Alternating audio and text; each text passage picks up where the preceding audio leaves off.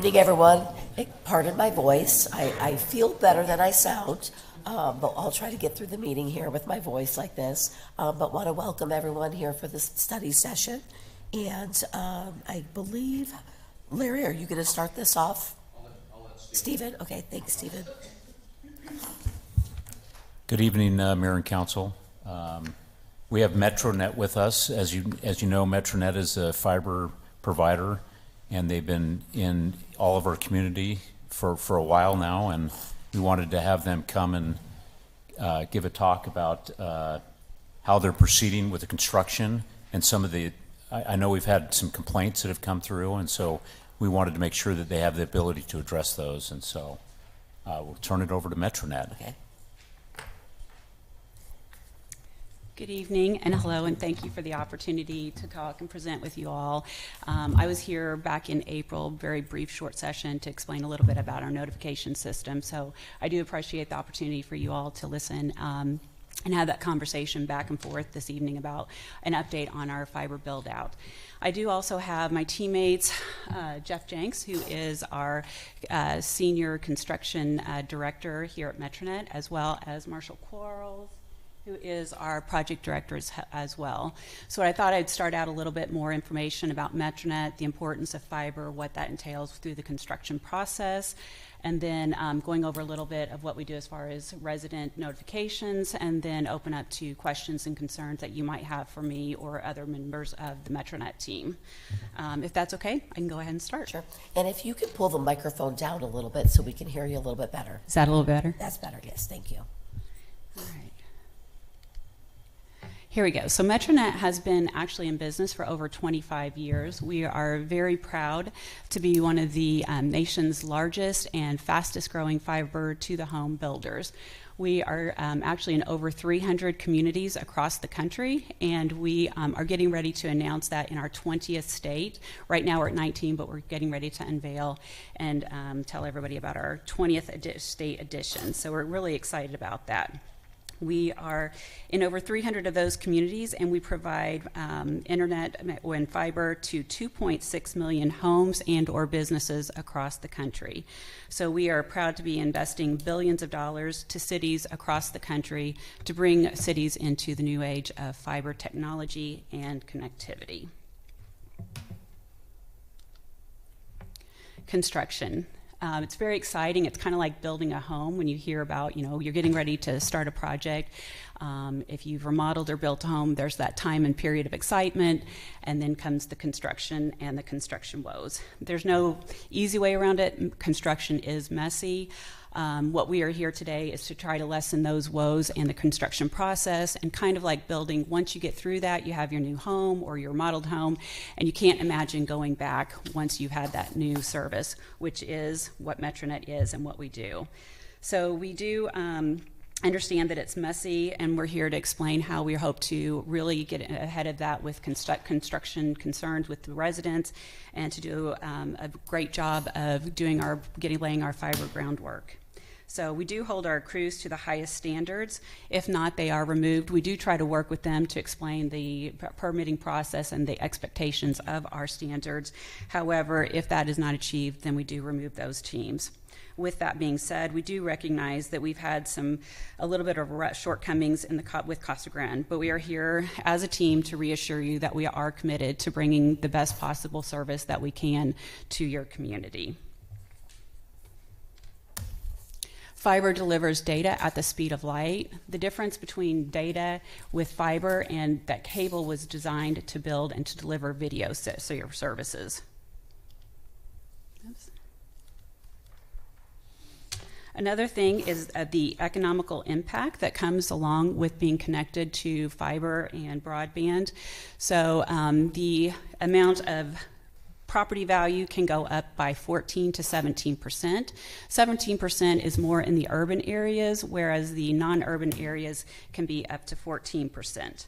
Fiber is built for the internet. It fuels our day-to-day lives, and it powers businesses, healthcare, education, and remote work. It allows access to healthcare for everybody. It also allows access for education. It grows businesses, innovation, and brings everybody into the new world.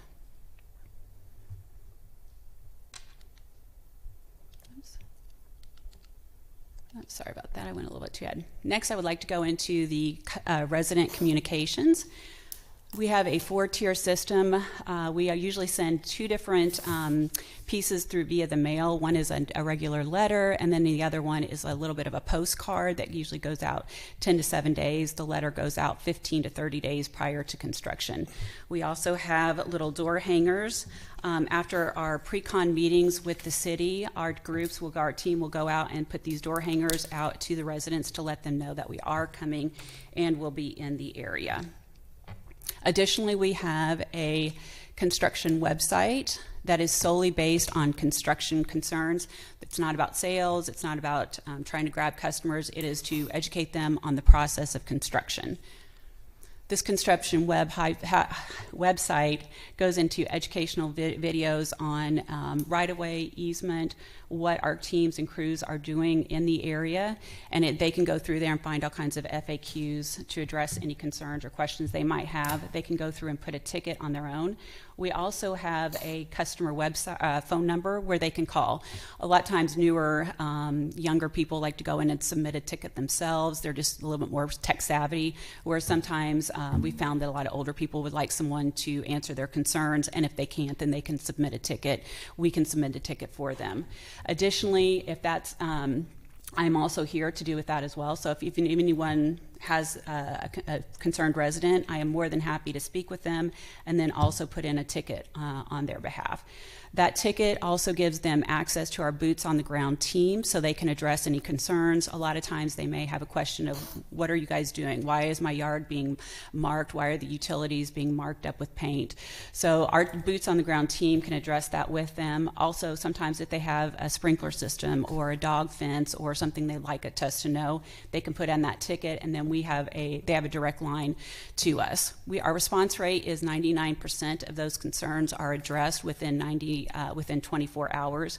And if someone calls on a Friday afternoon and submits a ticket, it might be Monday. So it's usually a business day that those are where we reach back out to them.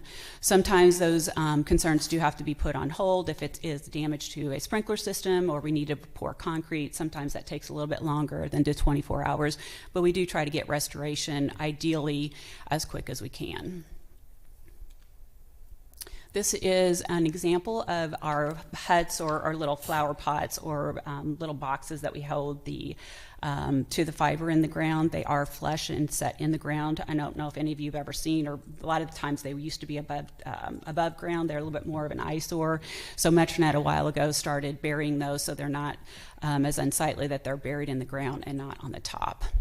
Again, we do have that 99% response rate to reach out to them, and if they have any questions or concerns, they can reach us directly through that email and or with the phone number. Additionally, our field crews and our contractors are all branded and logoed with Metronet. You can see it on all of our trucks, the badges, and then also on all of our vests. We are clearly marked so that people know who we are and who we're coming is coming into their subdivision and or neighborhood. Again, this is your Metronet team. Thank you so much for allowing us to be here today. Happy to take any questions or concerns that you guys may have at this time.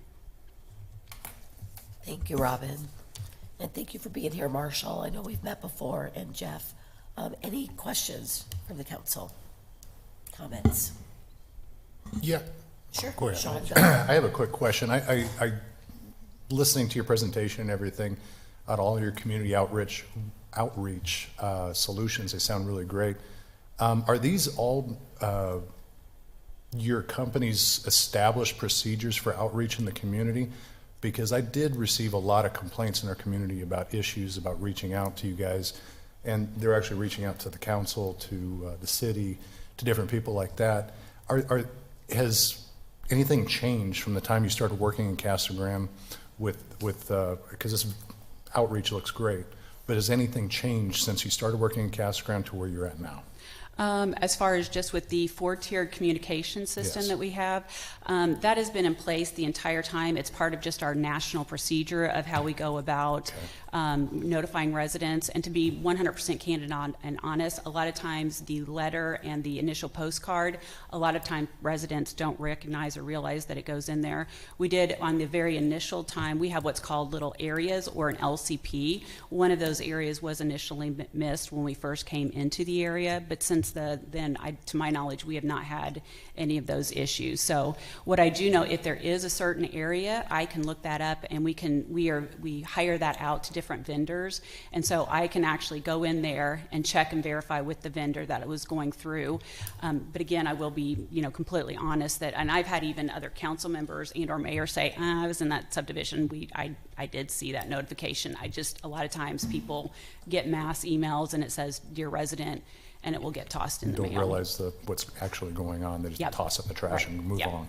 But we also have invested in signs in front of the subdivisions as well that have our information. So that's been another thing that we've added to try to get reach out to residents and connect with them as well. Great. That's a lot. I believe what's been missing is communication with the residents, whether they threw it in the garbage or whatever, but we need to make sure that those residents that we are following through with this plan. And again, I know Marshall's also done a great job. He left his name at the front desk also to please, because that's one of our jobs, is to try to eliminate some of those phone calls to you.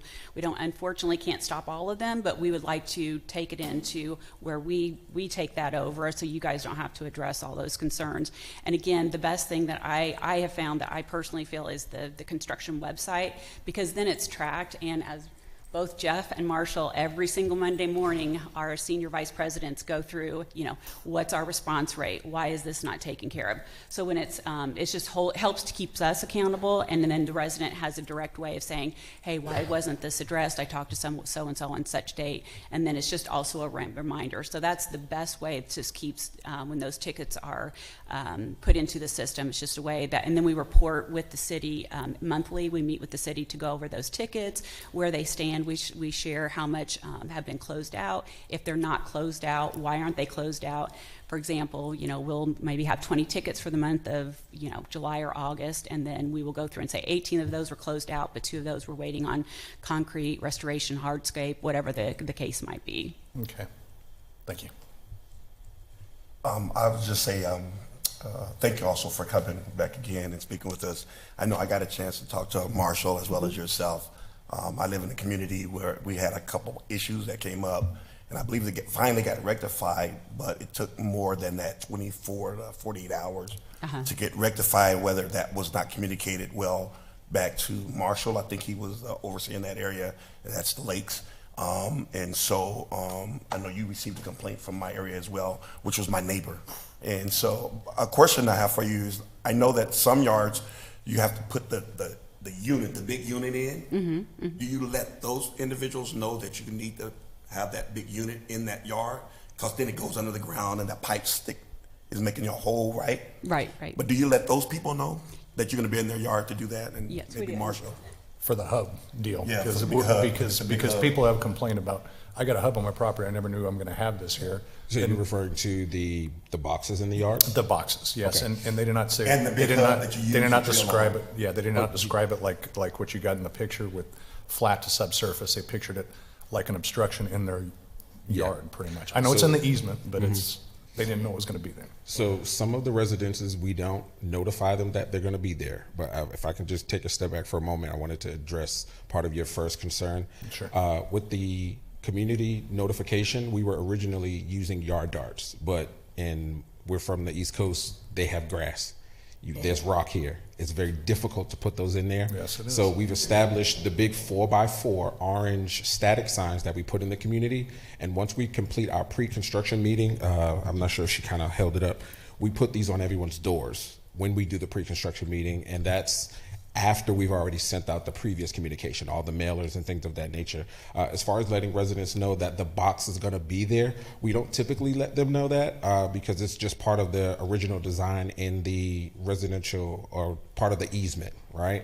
And it's also part of the PUE. Now, if a resident has expressed concern about shifting it, we also provide them with the information that we stay by all of the other utilities that's there. So when APS has their box there, you have, you know, AT&T or whatever company's there, we stay very close to those areas. And I think the concern is there's another box going in, right? And in addition to that, they're the ones who are maintaining the beautification of that property. It's not the HOA coming over, they have to maintain it. So we do try to meet them where they are and try to rectify that situation. So in some instances, we have moved that box out of that way just to kind of provide them with some comfort to know that we're there. In addition to that, we've redone all of their rock bedding that we had to do remove at the time of the installation. So Okay, good. Thank you. no problem. Matt? So I've had a couple of HOA presidents talk to me, one at our meeting here. Maybe they could give you his number before you guys leave tonight from the last meeting, I think, or the meeting before. But do you communicate with the HOAs and their elected board or anything? Because that might be a good way to get out information. Because again, those people are the ones that everyone's coming to in their neighborhood and saying, these plants are torn up. And I understand there's a time, you know, I mean, I'm sure you're not going to fix them until you're done.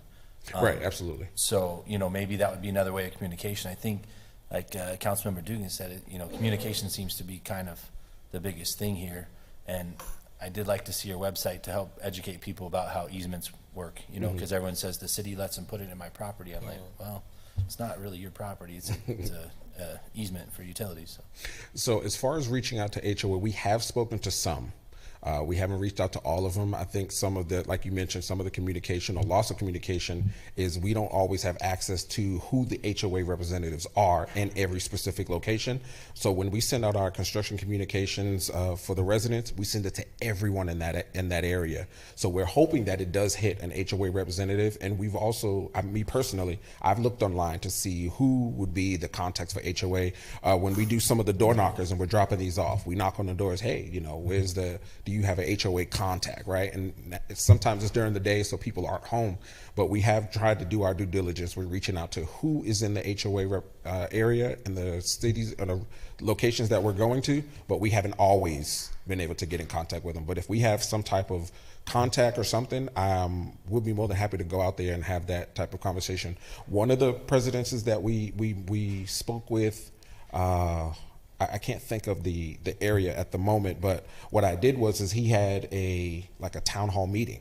I went there and took all the questions, concerns, provided them with my contact, my team's contact, let them know where our address is, gave them our email addresses, so that way if they have any questions, concerns while we're working in it, they can call us and we can take care of it. So again, avoid them having to call the city. Yeah, so specifically, I was in Highland Manor the other night, just east of our rec center, and I saw some holes in the sidewalks that were filled with asphalt. Correct. And I'm guessing that that's going to be resolved by.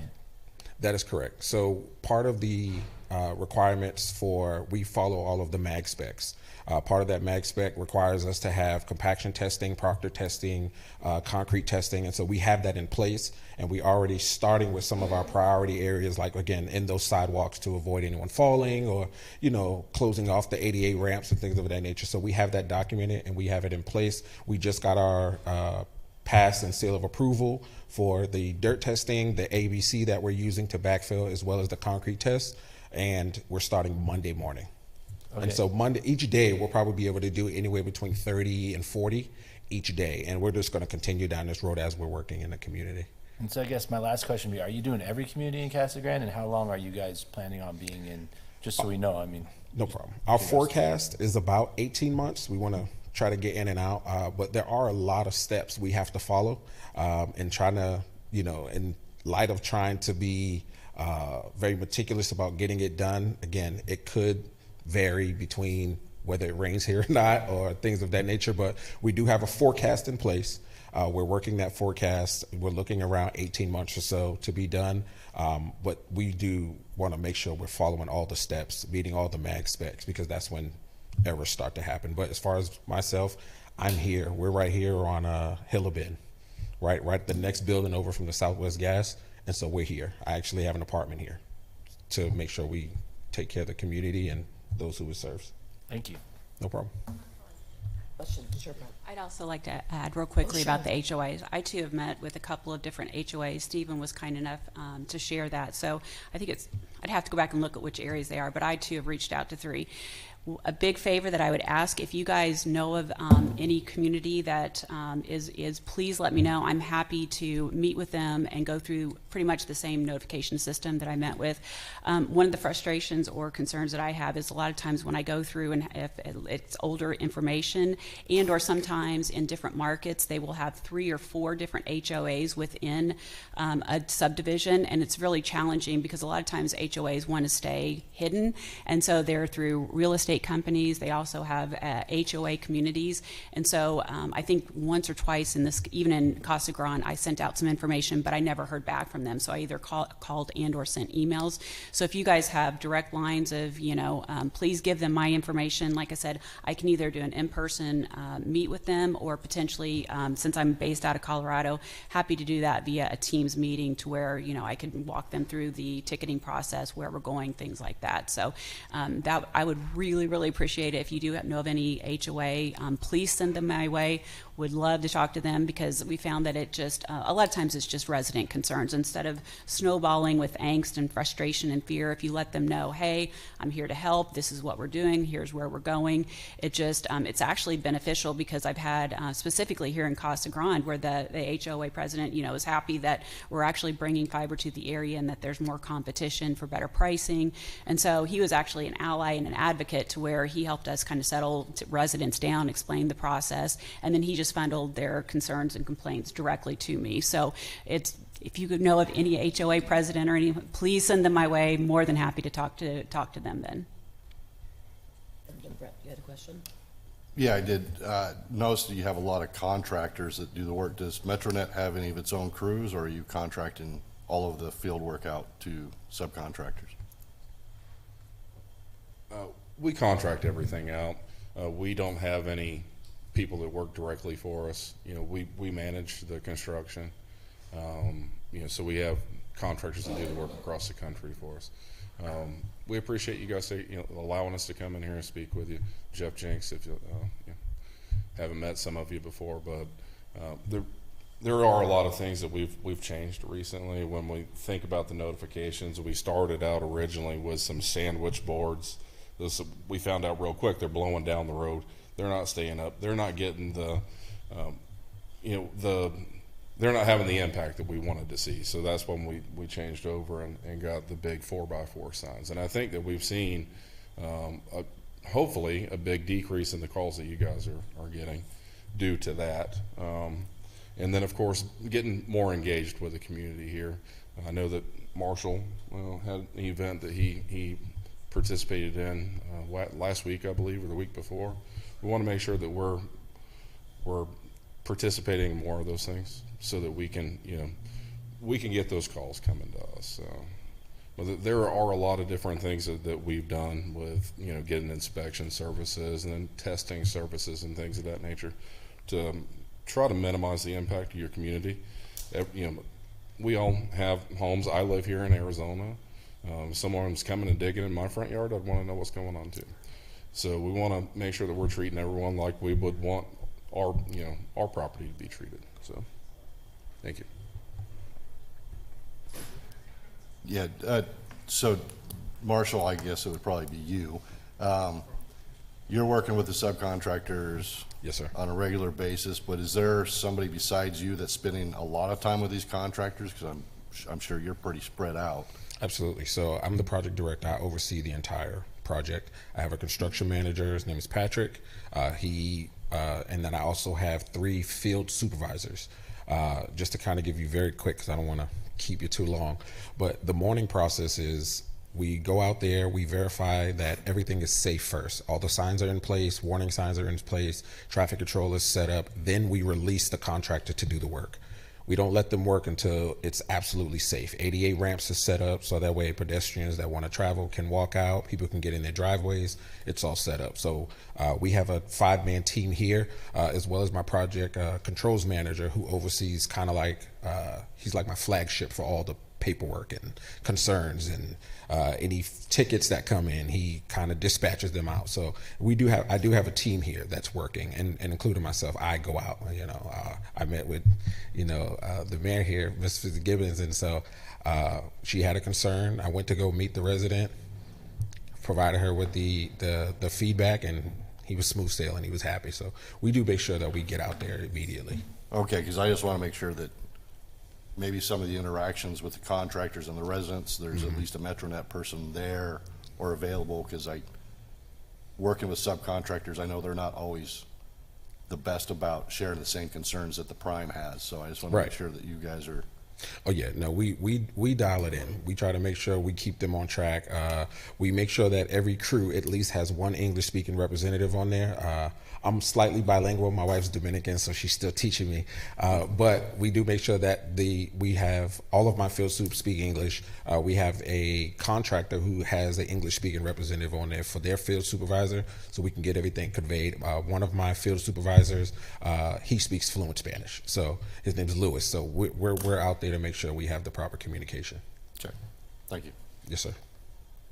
Any other questions? Okay, well, thank you for being Thank you. here. Yes, Again, ma'am. sorry about the voice. But no, and of course, the accessibility, and it's always been a pleasure working with you. I know when I've had concerns, I usually contact Marshall, and I know you take care of those pretty quickly. So, but I think that communication is just going to be key moving forward. So we appreciate it. So thank you for being here. Sure. Even from a city perspective, it was real rocky at the start, but it got a lot better. We had some meetings, and they hired the right people as subcontractors, and it got a lot better. And so we're happy to see it. And Robin, you talked about the tickets, and so you're going over those with the city? Yes, so we have Okay. a meeting every month to go over permitting, where we've gone, where we've been, Okay. the permits, if there's any utility strikes, all of that stuff. We have a monthly meeting. Usually Max, sometimes Steve will come in there, and Okay. Kevin sometimes, whoever. It's open meeting to whomever wants to join in, so. Are the number of tickets that you receive concerning to you? I mean, or is it average? It depends on the build out. I would say for this size, it's about appropriate. Usually it depends on where we are as far as permitted and where we are in our start. So, but usually it's about an average of 15 to 20 tickets. So that's about average. Sometimes bigger areas like Aurora up right outside of Denver. I mean, those areas are a lot bigger. They're a lot more Colorado Springs. So not a ton of tickets. And sometimes those also include sprinkler systems, or sometimes it's just people, hey, why is my yard being marked up with chalk or paint? Why is this being marked up? So sometimes it's that, other times it's restoration issues or something. But I would say usually it's right around 15 to 20 tickets per month, which seems to be about a good steady. Sometimes a little bit more, sometimes a little bit less. Okay, thank you. Anything else? Okay, well, thank you again for being here. Thank you. We have 2 minutes, I think, to the regular session, so. Make sure I have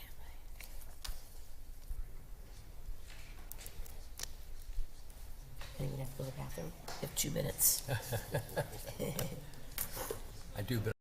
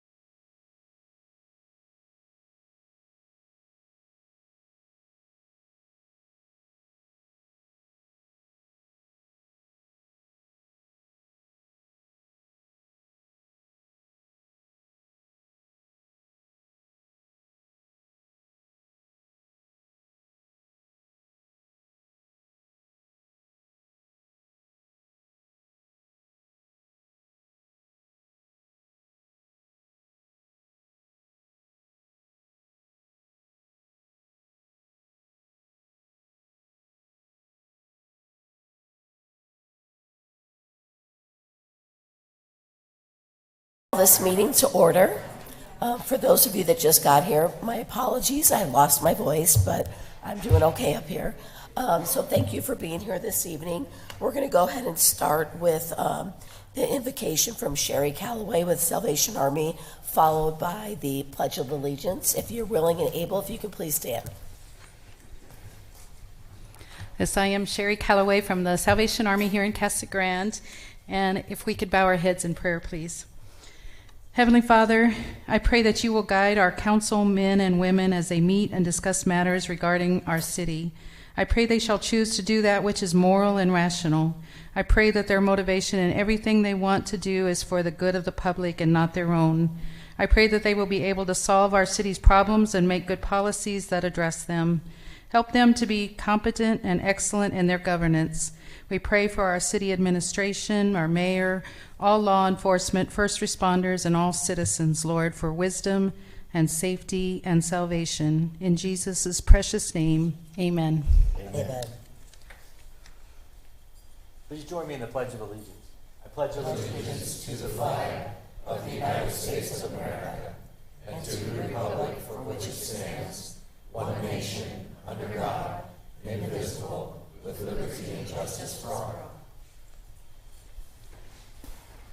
Thank you, Sherry, and thank you, Matt.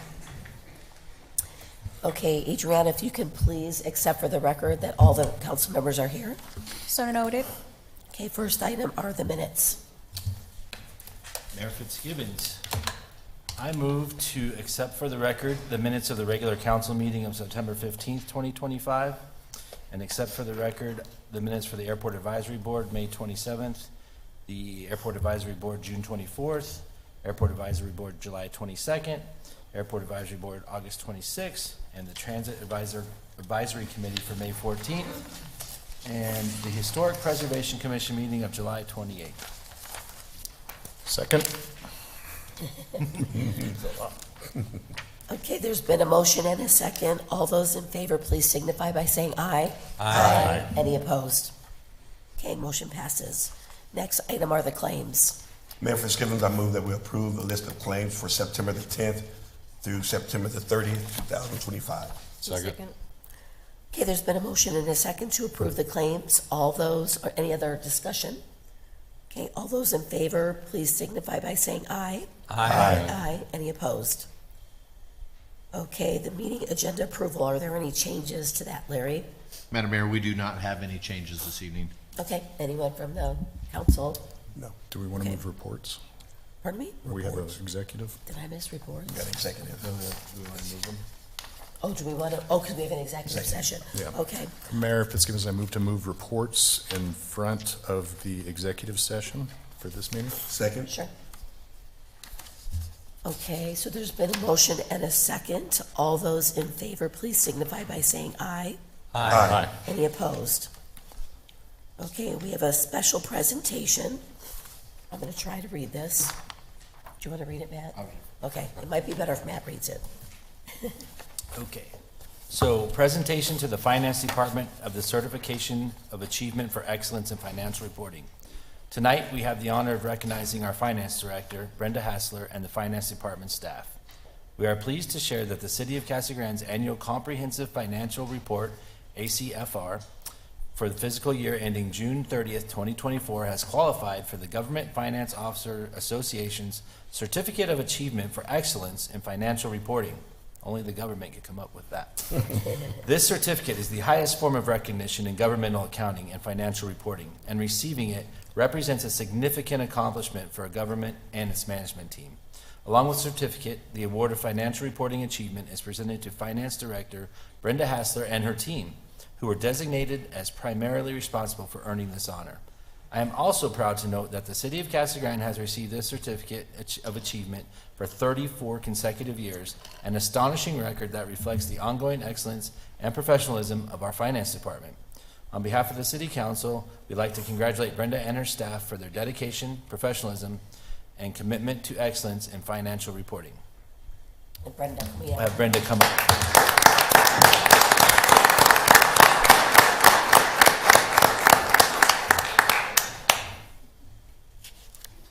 Come on.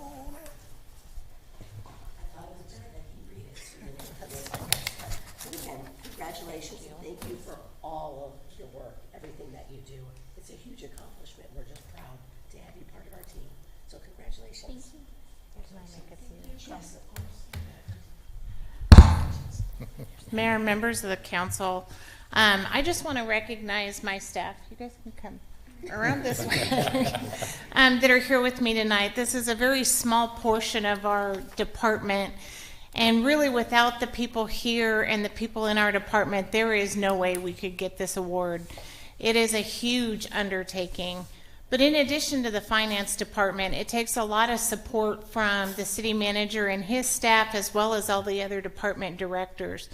If you look at the annual comprehensive financial report, there's a huge statistical section at the back that requires us to include economic data, police statistics, fire statistics, all that kind of stuff. So we have to rely on all the other departments. So I'd just like to say thank you to all the other department directors, and especially to my staff for all that they do in the extra hours. And it's kind of fitting that we are getting this award tonight when next week we're going to have our auditors back out here to do the 25 audits. So thank you guys very much. Thank you. Congratulations.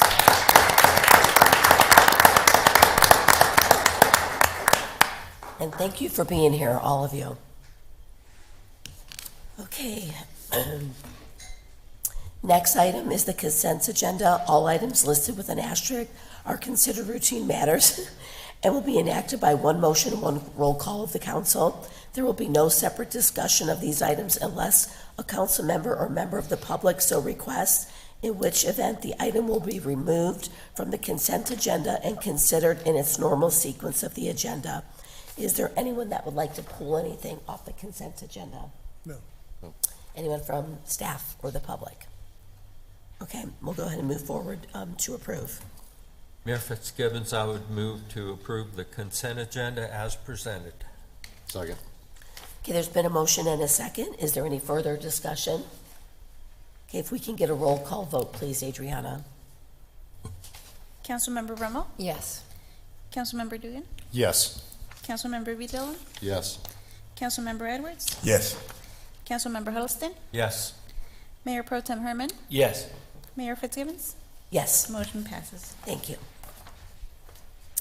Okay, public comments. If there's anyone here that would like to address the council, now would be the time to come up. And if you can limit your remarks to 3 minutes and give your name and address, if you would like to speak to the council. Again, if you can give your name and address. Brad Workman, 928 North Brown Avenue.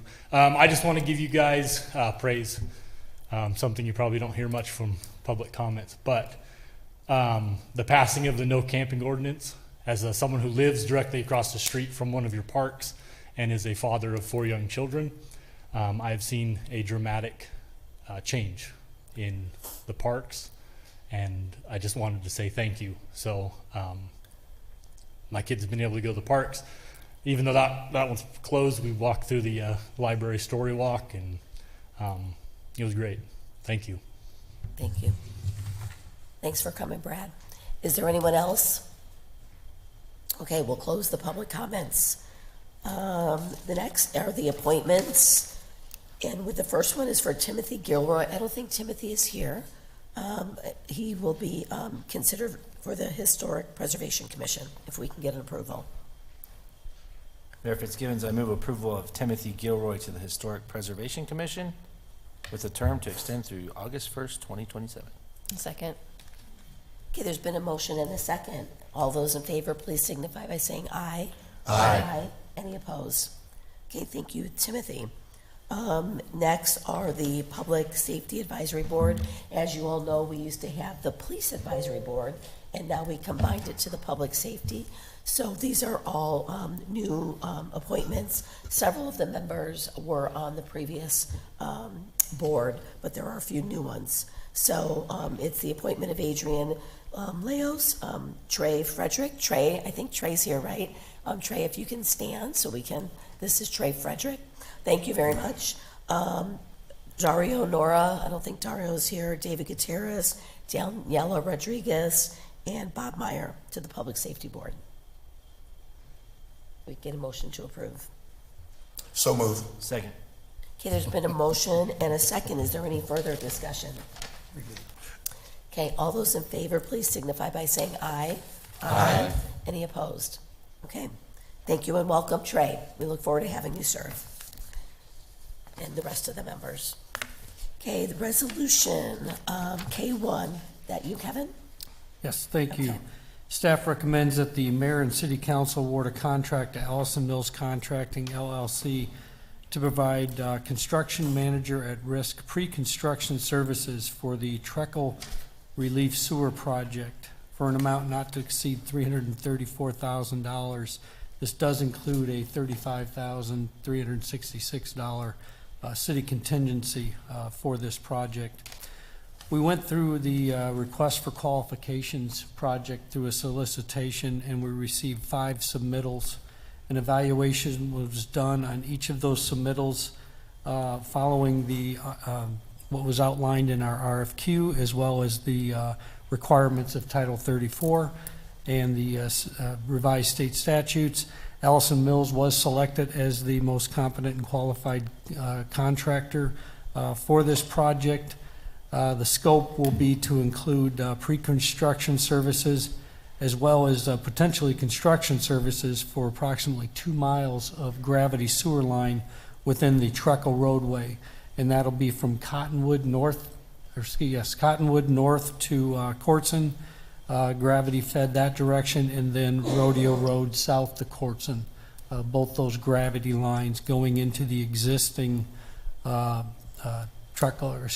Courtson line. Apologize. The pre-construction services will include all the utility investigation, including potholing, closed circuit TVing of the existing sewer lines to establish conditions assessment so we can determine what the total scope of this project will be, and then coming up with that final design for the relief sewer. And this will be a parallel sewer to the existing sewer line that's in both those locations. So with that, I'd be happy to answer any questions. Okay, are there any questions? Sure. You said Cottonwood to Courtson, but you mean Treckle? So Cottonwood to on Courtson, Treckle from Cottonwood to Courtson. Okay. And then Thank you. on Treckle from Cottonwood. Rodeo to Courtson. I apologize. I was just like, Rodeo yeah. and Courtson. Thanks. Okay. I know, thanks for that clarification. Any other questions, comments?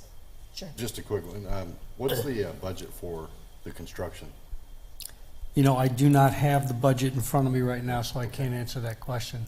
I want to say it was $6 million, but I okay. might be way off on that. Okay. That's all. Thanks. Question, comments? Okay. If we can get a resolution number, please. Resolution number 5830, a resolution of the Council of the City of Casa Grande, Arizona, accepting the proposal from Ellison Mills Construction, LLC, to provide a pre-construction services as a construction manager at risk for the Treckle Road Relief Sewer Project, authorizing expenditure of public funds and authorizing the execution of a contract.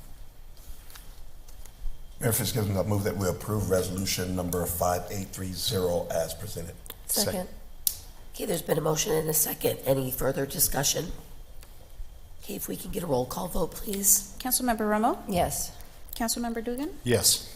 Councilmember B. Dillon? Yes. Councilmember Edwards? Yes. Councilmember Huddleston? Yes. Mayor Pro Tem Herman? Yes. Mayor Fitzgibbons? Yes. Motion passes. Okay. And Larry, I think, oh, is it, all right, Rob?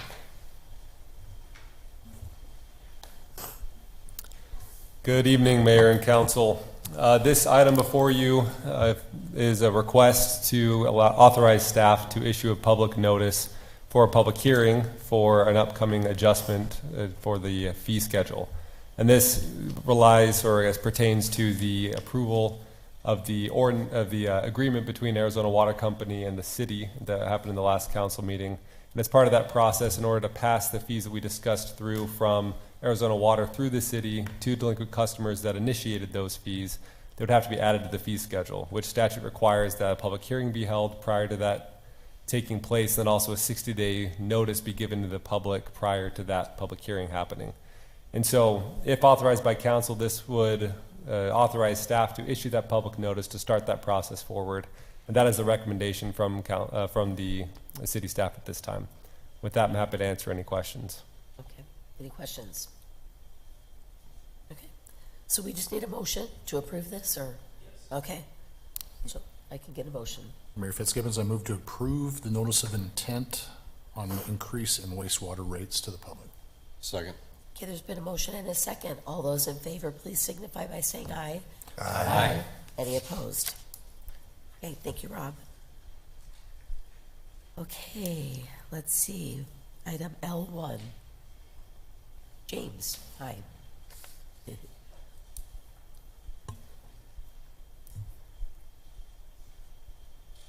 evening, Mayor, members of council. So I'm actually going to be giving a presentation combining items L1 and L2. They are separate items that need to be voted on separately, however, they're related to one another. This is pertaining to a request to amend the zoning for Post Ranch, as well as a request for a subdivision variance. Just to familiarize everyone with Post Ranch's location, it's on the south side of Florence Boulevard, State Route 287, between Overfield Road and Toltec Buttes, north of Early Road. In 2023, the majority of the 647-acre Post Ranch planned area development was rezoned. 567.71 acres was zoned from PAD to R2, and then 22-acre area was zoned to R3. The remaining portions of Post Ranch at the corners of Overfield and Toltec Buttes retained their PAD designation. They're owned by a different entity, and those are designated for commercial purposes. The R2 area is what is being requested to be amended this evening.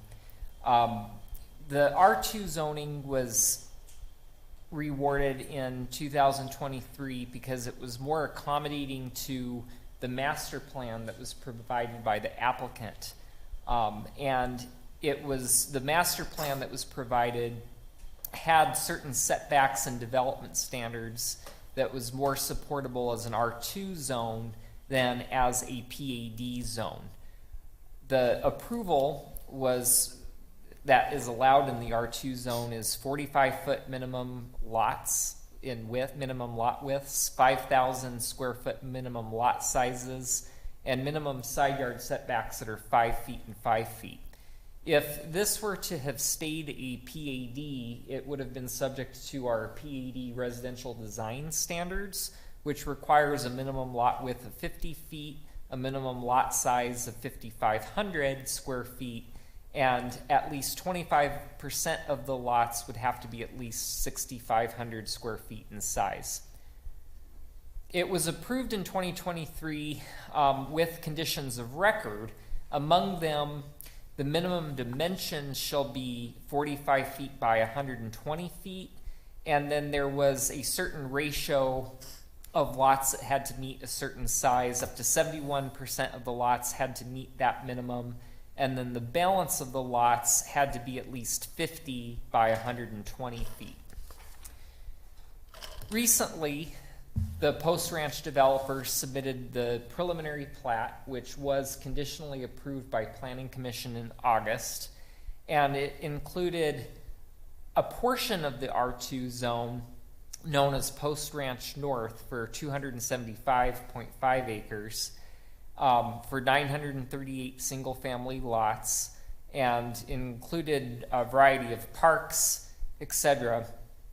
And we had identified that within Post Ranch North, there were 11 blocks being longer than what the subdivision code requires.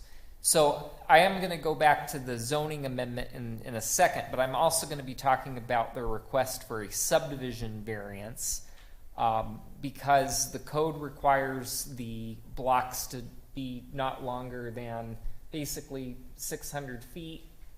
And these 11 blocks were longer than that. Planning Commission did make a recommendation that council approve this subdivision variance. But also when reviewing the preliminary plat, we realized, we being the staff, that some of the lots that were reflected in the preliminary plat did not meet the conditions of record associated with the R2 zoning. What we found was that because of the minimum dimensions requirement of 45 feet by 120 feet, that actually meant that the smallest the lots could be is 5,400 square feet. And there were about 24 lots that were identified that fell short of that. The smallest lot being just shy of 5,300 square feet. So it wasn't a major discrepancy, but it was just unforeseen that those conditions were going to cause a conflict with what they had planned to lay out for their neighborhood. Now, this proposed plat does provide a minimum of 29% of lots that are at least 6,000 square feet. The amendment is in front of you this evening, proposing to modify the conditions of record to allow lots smaller than the 5,400 square foot restriction. And so to achieve that, a couple of the conditions of record that are in the current zoning ordinance for Post Ranch would be stricken, and it would be replaced with the following new or revised conditions that would essentially stipulate that no lot within the R2 zone shall be smaller than 5,000 square feet, but it also requires them, again, or reiterates that they can't be narrower than 45, and in no case can they be less than 110 feet in depth. And then it also talks about at least 29% of the lots shall have a minimum lot area of 6,000 square feet and a minimum lot width of 50. It's the same condition, but it just makes it clearer and carries forward some of the other conditions that were associated with the 2023 ordinance. When reviewing amendments to the zoning, the criteria that has to be evaluated pertains to compliance with the general plan. And we found that it does meet the first criteria specifically. One of the goals of the general plan is to encourage developments to include an ample supply of specialized open space, and also to encourage a variety in neighborhood design and development patterns.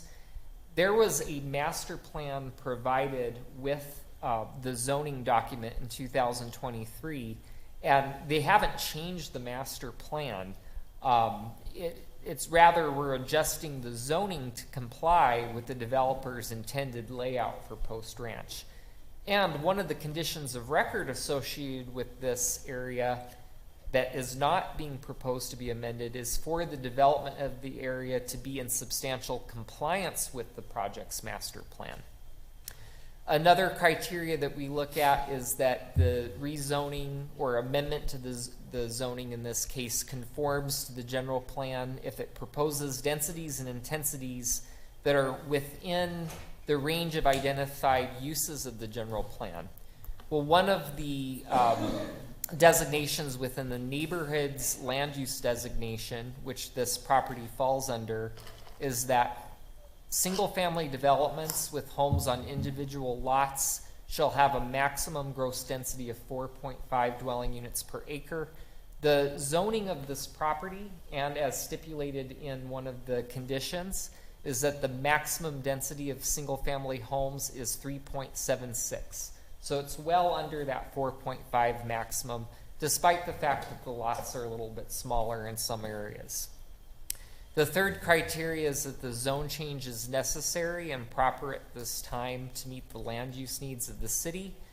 Staff feels, as did Planning Commission, that this development offers single-family home sites in an attractive master plan setting. The zone change is only to amend the minimum lot length and doesn't propose a new use or a denser use than what was already approved by council 2 years ago. And we are still going to end up with a zone district that has a minimum requirement of 20% open space, a maximum density of 3.76 dwelling units per acre. And there's also a requirement to submit for housing product, meeting the requirements for planned area development zones, even though this isn't technically a planned area development, but that will help ensure a variety of exterior designs and floor plans. Now I'm going to segue over to the subdivision variance. I gave you a sneak preview on an earlier slide about there being 11 blocks that exceed the code requirement.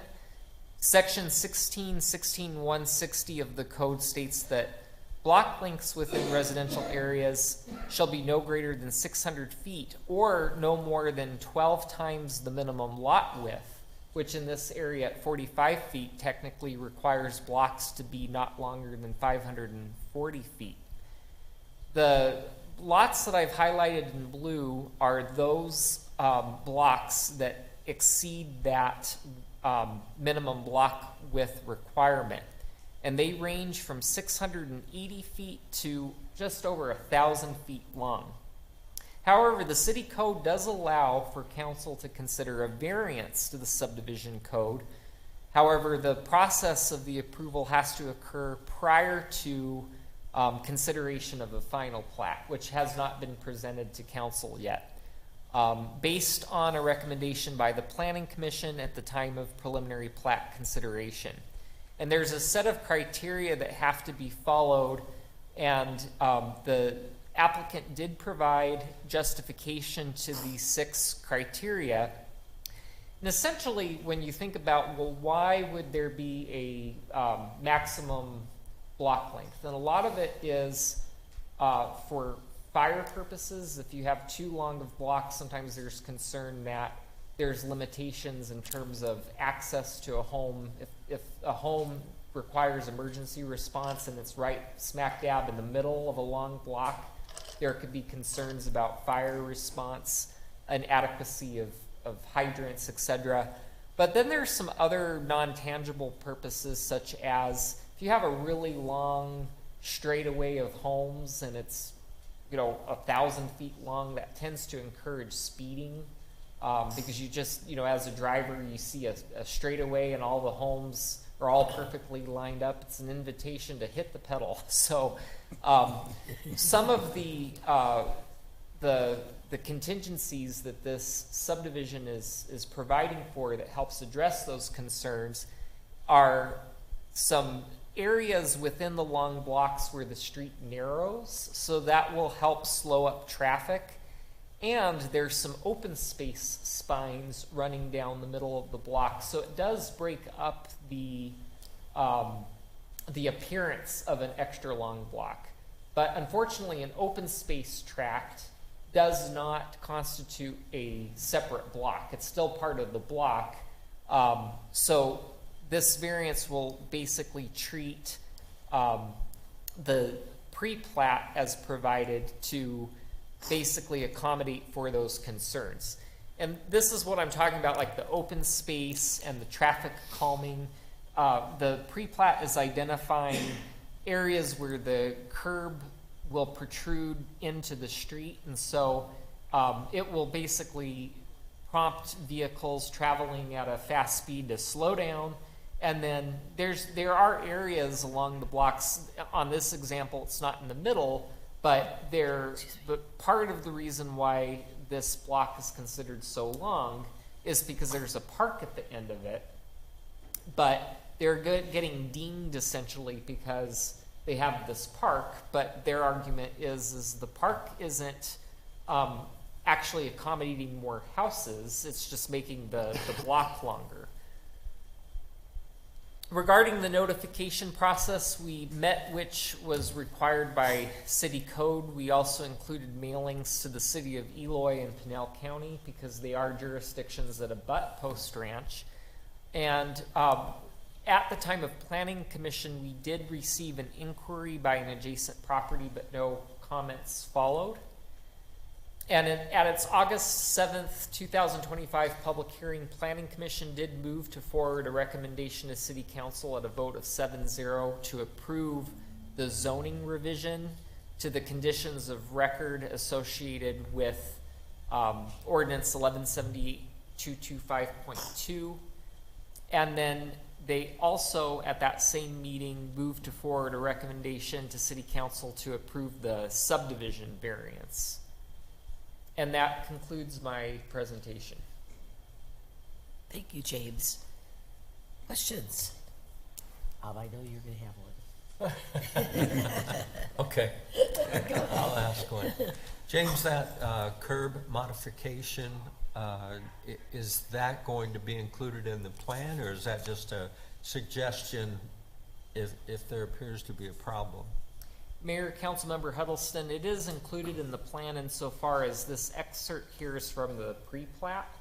And so it does identify areas where there will be those protrusions.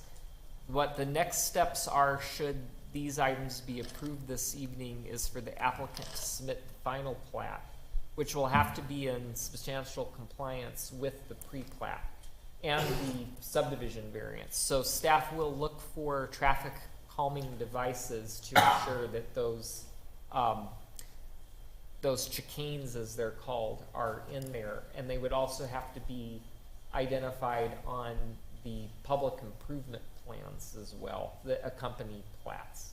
Okay, and as a follow-up, I understand it for the slowing of traffic, and I don't really have a problem with that. But a lot of these lots, they're, you know, we're in a time where they're getting narrower and narrower.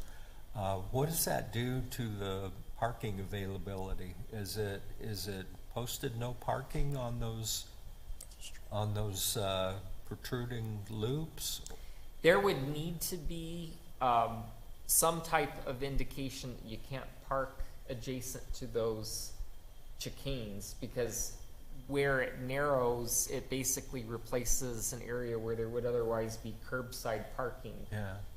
So I'm not sure how that's done through our roadway standards. It's either done by striping or by signage.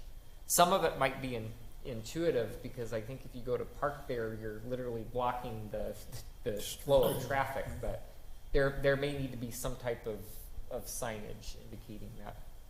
Well, and the reduction in available parking, if I was a customer, I wouldn't want one of those lots, because I'm probably going to lose another parking space. Right. And that is a good point, because ordinarily these chicanes are placed where some type of open space tract crosses a street, and so you're not losing a parking space to a home. But in this example, as you can see, those protrusions are sitting right in front of single-family houses. So that area of public right-of-way won't have parking right in front of the home. We suspect, though, that with lots as narrow as 45 feet, it's going to command a type of housing design where on-site parking is more carefully looked at.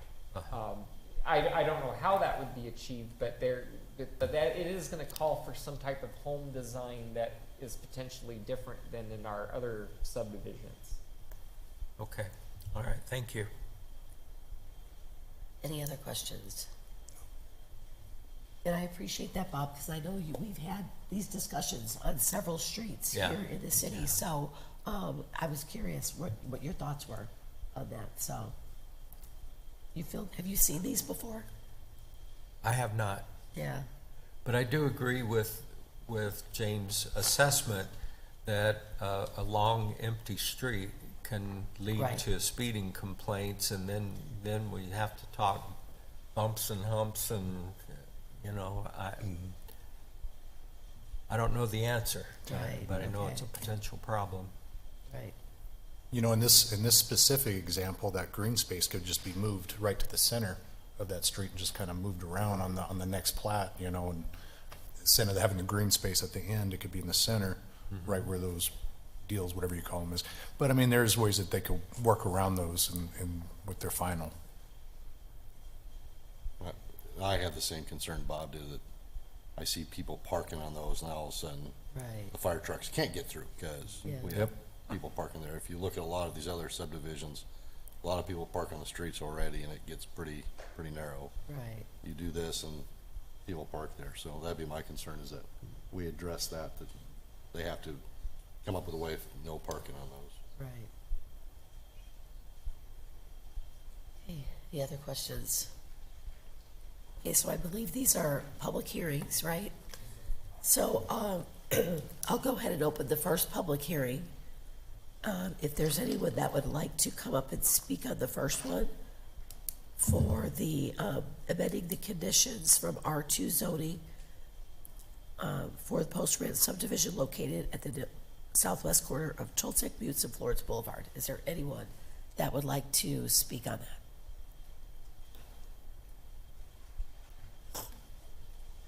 And if you can please give us your name and your address, that'd be great.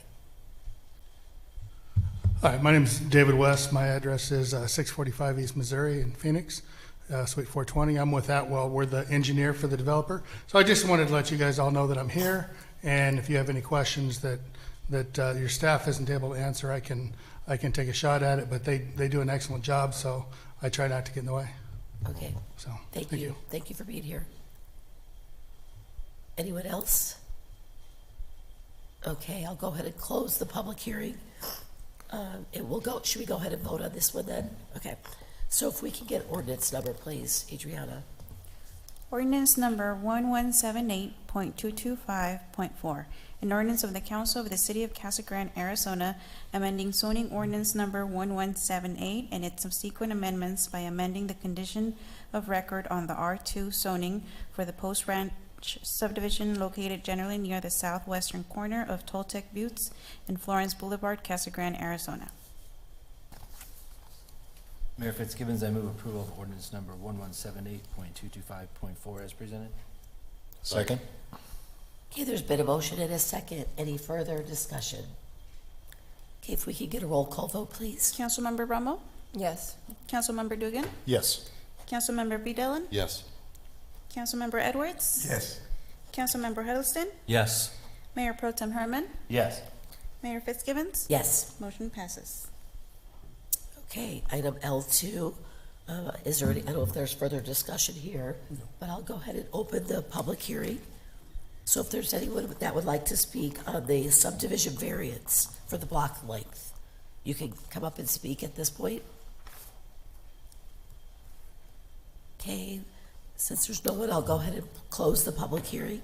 And if we can get a resolution number, please. Resolution number 5833, a resolution of the Council of the City of Casa Grande, Arizona, approving the request for a subdivision variance from the block length provisions of section 16.16.160 for the Post Ranch subdivision. Mayor Fitzgibbons, I move for approval of resolution number 5833 as presented. Second. Okay, there's been a motion and a second. Is there any further discussion? Okay, if we can get a roll call vote. Councilmember Ramo? Yes. Councilmember Dugan? Yes. Councilmember B. Dillon? Yes. Councilmember Edwards? Yes. Councilmember Huddleston? Yes. Mayor Pro Tem Herman? Yes. Mayor Fitzgibbons? Yes. Motion carries. Thank you. Okay, well, that's it with the agenda, but we'll go ahead and go through reports and then go into an executive session. So we'll go ahead and start. Becca, would you like to start with the reports? Anything? I'm just looking forward to Oktoberfest this weekend from 5 to 9 downtown. So it's always fun. I think this is our 4th annual for Rotary. And if you can make it, I highly recommend that you go down there. So, Yeah. yep. How about you, Ted? Also looking forward to Oktoberfest, but also went to the Silent Witness Night. That was a great turnout. Always enjoy watching the canines, and I was thinking about it. And I think what we need to do is there should be a competition with the council, and loser has to dress up in the suit. Could you repeat that again? Could you repeat that? Not sure how the police feel about it. No, there's no. Okay, so we got a thumbs up from the police department, so. I don't know yet. We'll come up with something. We'll have to come up with something. Looser puts on the suit. I don't know if I can do Not that. golf, I'll tell you two. We'll come up with something in the next couple weeks for the next event. Yeah, that's a pretty aggressive activity there, isn't it? Yeah, it is. That'd be scary. Okay, Bob. I'm gonna claim a free pass because I've been there and done that. Okay, we'll give you a pass, Bob. Other than that, no report. Okay, thank you. Matt? Thanks, Mayor. I got to attend a couple events in the mayor's stead while she was out of town. The first one was pretty cool. Boy Scout Troop 919 is the longest continuously running Boy Scout troop in the state of Arizona. They celebrated their 50th anniversary last weekend at the Elks Club. So right here in Casa Grande, the longest Boy Scout troop in Arizona, and they made 3 Eagle Scouts that day too that had completed their projects and everything. So it was very neat to attend. It was at the Elks Club. It was one of their partners. And they also recognized Mr. Mike Edwards from the Community Services Department, who does a lot of the projects with the younger, better looking. That's what he told me. Yeah, Spelman's young. Yeah. He's the baby boy. But it was really nice to give him a nice award and recognize him for the helping a lot of the Eagle Scout projects and stuff in the parks around town. So I know he's helped a lot with that. And in turn, the Scouts give a lot back to the community with their projects and everything. So it was really neat. They gave a history of the Boy Scouts and of their troop and everything. So it's really neat to have that here in town. So that was a lot of fun. So were Thanks you a for Boy letting me- Scout? I didn't make it that. I was a Weeblo, which is before. There was 3 people in my troop. We didn't make it. And then Secretary of State Adrian Fontes came to speak, and it was sponsored by the LFI and the Latino Indigenous Coalition. But Secretary Fontes is a fantastic speaker. We had a good time there. And he is really, really into democracy and voting in the state of Arizona. So if you ever have a chance to see him, he's a lot of fun to listen to. And he really, there's some young people there. He got him pumped up to get involved. So that was great. And they gave him, the LFI gave him a really neat old voting box from Pinal County. He was so excited about that's that. cool. So it was really neat. And he also talked about Arizona 250, Arizona America 250 Commission for the, I'm not even gonna say, it's like sesquicentennial of the 250th anniversary of the United States. So if you have an event for a group you're in or anything, you can submit it to the Arizona America 250 Commission, and they'll help you cross promote it as long as you promote theirs. And he especially called out our 17 miles of trails that we have at the at CG Mountain as getting on their Hike 250 list. So that was really cool. Yeah. Good. And with that, on Saturday, the 25th of October, from 9 a.m. to 12 p.m. is the Youth Commission's annual Fall Shred Day at First America Credit Union on Pinal, so 9 to 12 on the 25th. And this Saturday, as was mentioned, the Rotary Club's Oktoberfest, and I mentioned it's a free admission event for kids, adults. There's free carnival rides for kids and lots of activities for kids, as well as food that you can buy, lots of food trucks with all German, they all have a German item on them too, but there will be tacos too. So, Thank you. Yeah. So yeah, it'll be a great event. It's gonna be a beautiful day in downtown Casa Grande. Can I get a taco hat? Yeah. I gave you one. I know. Coming up on this coming Thursday, October the 9th, we'll have an all-day prayer event for our community at the One Humes Garden. There on the south side of that Seeds of Hope Garden there at the Presbyterian Church, 702 East Cottonwood Lane. It's all day, and now you can go online if you would like to come and pray. You can go online and register for that, and it's One Humes Garden Day of Prayer. One Humes Garden Day of Prayer. To sign up for that, I will be there majority of the day as well, and we'll be praying for our community, the citizens of Casa Grande, as well as peace and unity within our community. And once again, I think we have board and commissions coming up, dinner that will be at the property 5 to 9, and that is on the 17th. Right. That was coming up. You was gonna announce that one, huh? No, I'm glad. Western thing. And the Western thing. That's right. That's right. And I think that's it. All right, thank you. All right, thank you. Pinal 40 had a big, this last weekend here, we had our annual Pinal 40 Golf Classic at Auction Southern Dunes. It was a great success. A lot of people came here, and I just wanted to say a thank you to all our sponsors, participants, volunteers, and all the major partners that participated in the event. Should raise a lot of money for Pinal County and the kids in Pinal County. Also, Pinal 40 also hosted the first ladies flag football tournament. There was a Pinal 40 Bowl. This was last Saturday. Unfortunately, Union did not win. They were in the championship. They were in the championship, and they fought a hell of a fight. I can't remember who Gilbert Perry won the tournament, and they got these really big, nice football rings that look like Super Bowl ring, except lady size.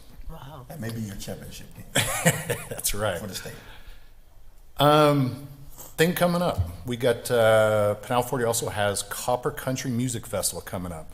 It's going to be at Ed Hooper Rodeo Grounds, and they're bringing in Aaron Watson, Braxton Keith, Henry Merchant, and Lacey Roche, and they're all going to be there all night. Doors open at 4. You do have to download the DICE app to buy tickets.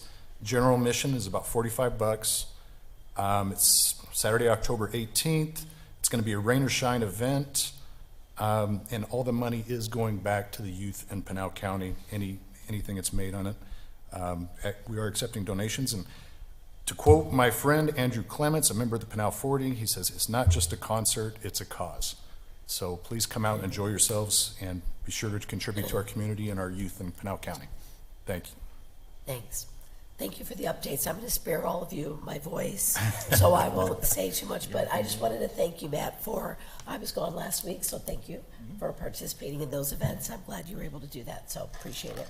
But I know we do have a strategic planning session with the council members and staff this Thursday and Friday, so look forward to spending time with everyone those 2 days. So we'll go ahead and close the general meeting and go into, not gonna adjourn, but we're gonna go into executive session now. So thank you. Oh, what do I have to do? So moved. There we go. Okay, all those in favor, please signify by saying aye. Aye. Aye. Any opposed? Okay. Thank you, everyone, for coming. Yeah.